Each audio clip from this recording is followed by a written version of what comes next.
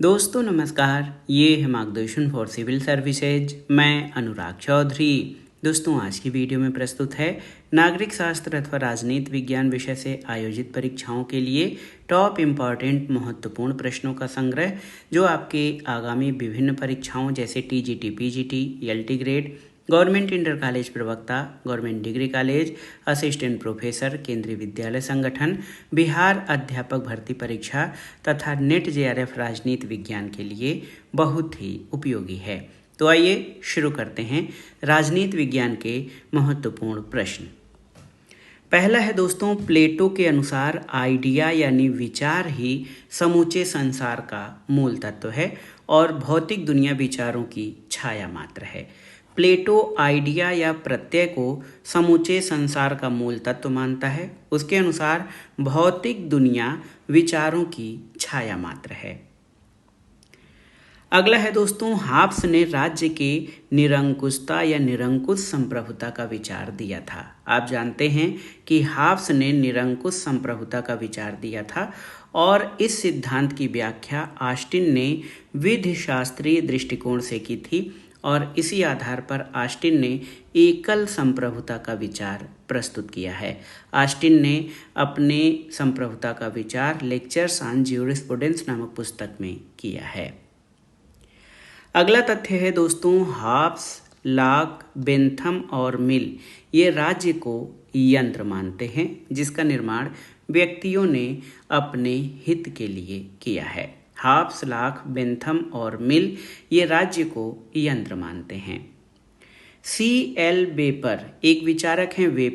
Vapour ने Rousseau को उत्साही धर्मदूत की संज्ञा दी है। याद रखिएगा, वेपर ने रूसो को उत्साही धर्मदूत की संज्ञा दी है।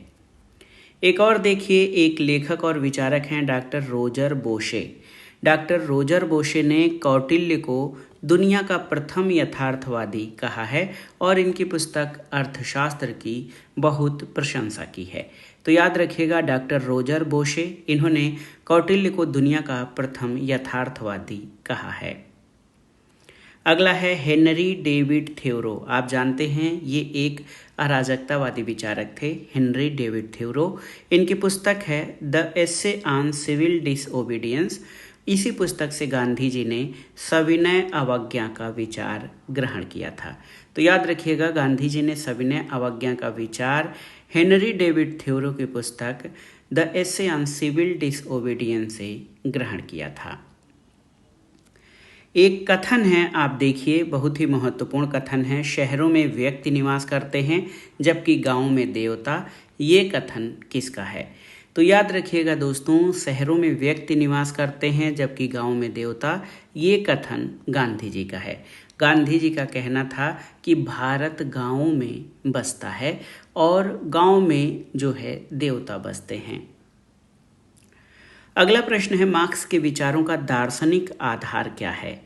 तो याद रखिएगा, मार्क्स के विचारों का दार्शनिक आधार डायलेक्टिकल मटेरियलिज्म या द्वंद्वात्मक भौतिकवाद है और वो इतिहास की व्याख्या ऐतिहासिक भौतिकवाद के द्वारा करता है, जबकि मार्क्स के विचारों का दार्शनिक आधार द्वंद्वात्मक भौतिकवाद है।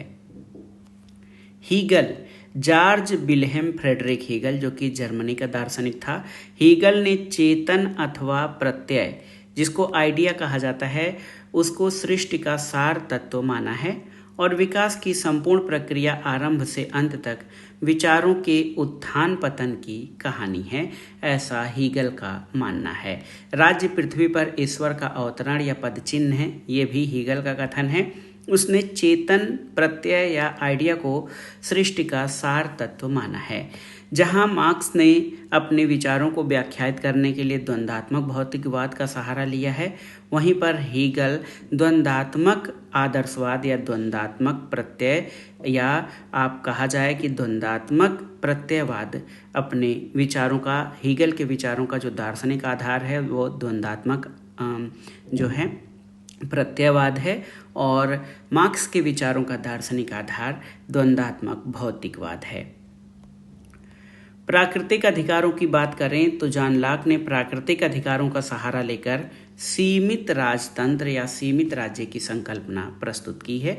और यहीं से देखा जाए तो संविधानवाद की सृष्टि होती है या संवैधानिक राज्य की सृष्टि लॉक के विचारों में होती है।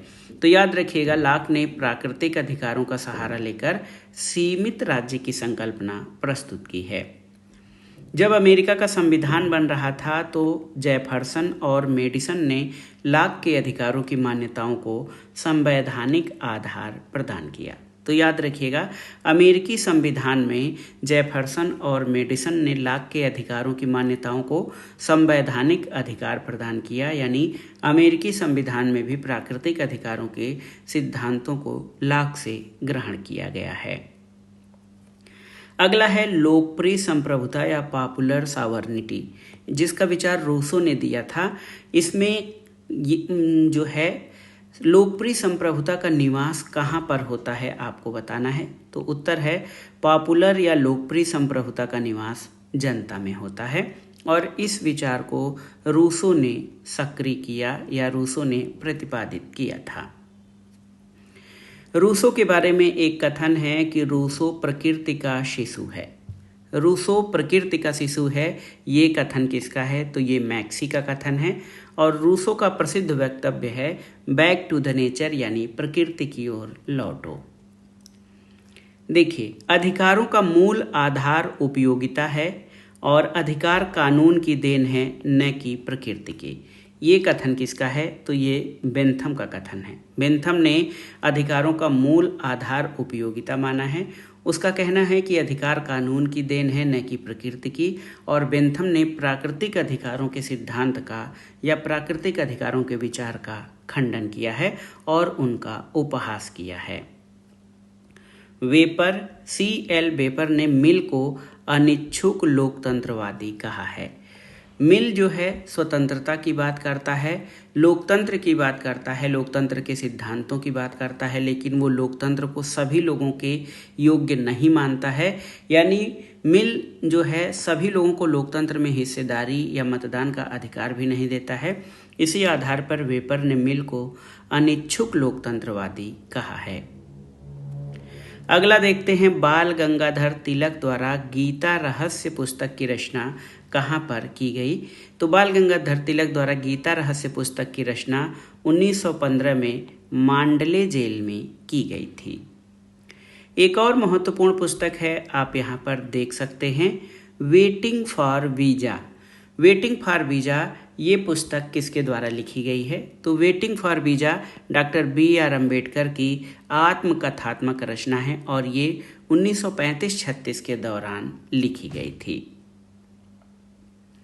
अगला है, देख सकते हैं दोस्तों, लास्ट क्वेश्चन है आज के वीडियो का कि संविधान सभा का 7वां अधिवेशन 4 नवंबर 1948 से 8 जनवरी 1949 तक चला था और इस अधिवेशन में महात्मा गांधी को श्रद्धांजलि दी गई थी। गांधी जी की हत्या 30 जनवरी 1948 को जो है बिड़ला हाउस में कर दी गई थी। 30 जनवरी 1948 को बिड़ला हाउस नई दिल्ली में गांधी जी की हत्या की गई थी और इस दौरान संविधान का 7वां अधिवेशन चल रहा था। इस अधिवेशन में महात्मा गांधी को श्रद्धांजलि अर्पित की गई थी।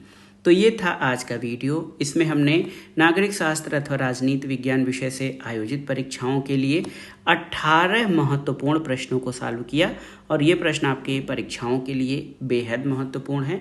आप इनको अच्छे से तैयार कर लीजिए। ये वीडियो आपको कैसा लगा हमें कमेंट बॉक्स में ज़रूर बताइएगा। वीडियो को लाइक करें, शेयर करें और इस चैनल मार्गदर्शन फॉर सिविल सर्विसेज को सब्सक्राइब करें। वीडियो देखने के लिए धन्यवाद। नमस्कार।